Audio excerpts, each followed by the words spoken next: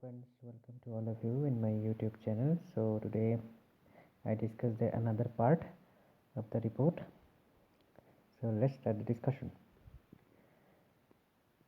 Different in population density, lifestyle, perception of the risk of the disease, of public policies, responses also create the variations in how quickly a disease spreads according to the Cambridge School of Study. Even in the United States, public officials' responses to the disease and their caseloads have differed greatly state by state. Several states, mainly those in Southwest, have now seen surge in coronavirus cases and hospitalization after the many coastal population hubs, namely the New York City, saw their COVID-19 peaks in April. 16 states have had to either pause or roll back their reopening plans after reporting major coronavirus spikes. CNN reported hospital capacity, age, socioeconomic status, pre-existing medical condition, and even the weather may have a role of transmission and mortality rate of virus as well. The reason chair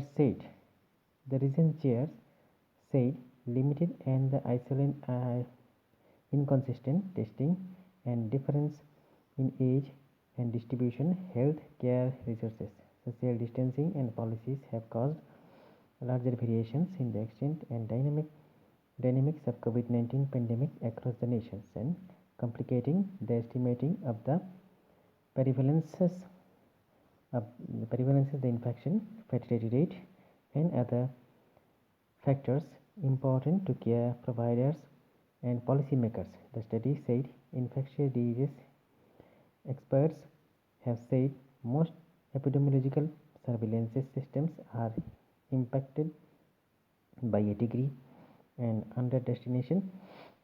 So, uncertainly, the surroundings, the actual number of cases and death exist during any viral outbreak.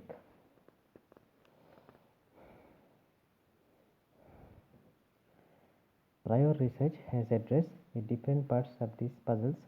The MIT study said, yet we lack a global view of the pandemic that is both consistent with this focus and finding simultaneously explain the large variances in official cases totality across the different countries. The college research paper also found that the infection fatality rate varied substantially among the countries. The IFR value is used based on the proportion of infected patients who will die from the illness. The USA IFR was 0.99% according to the study, while the United Kingdom was 1.59 and the New Zealand was 0.64. Some countries like Iceland saw IFR values as low as 0.56. However, all nations, the MIT researcher noted, are far away from achieving the herd immunity, a form of indirect protection from an infectious diseases that occurs when a large percentage of the population has become immune to that infection. Hard world leaders notified their citizens earlier on in the outlook of the dangerous of the virus and they conducted more widespread testing. Several million cases and tens of thousands of deaths could have been avoided, the researcher claimed, by altering the public earlier and the reducing contacts.